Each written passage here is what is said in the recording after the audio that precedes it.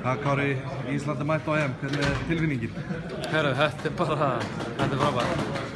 Það er ekkert að lýsa þessum málum. Þetta er náttúrulega bara það stærsta sem íslenskt landslið augljóslega hefur farið í gegnum og kláruðum þetta bara í síðasta leik. Það var mikilvægast. Þetta var kannski ekki besti leikurinn, en kláruðum þetta.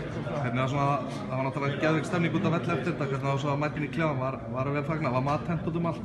Nei, ekki þetta skiptið, en jú, það var vel fagnað, það er ljóst.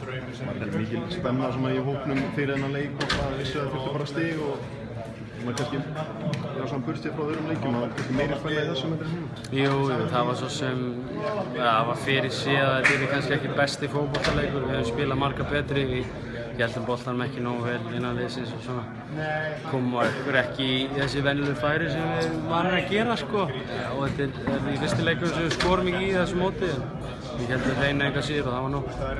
Líf þitt þessu dagana, það getur verið verra á meistaradeildinni EM. Þú er bara ánægð með hvernig ferillinn er að þróast svona?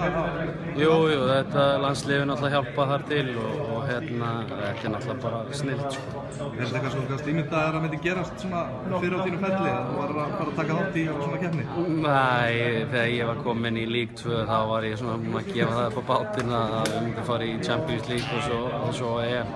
Ég sá svolítið skemmtileg tweet frá Róðarann, alltaf fórstu upp deildi með þeim og svo kemur Malmö meistaradeildina og leiðin á EM. Ballon d'Or næst. Já, nákvæmlega. Við sjáum til með það.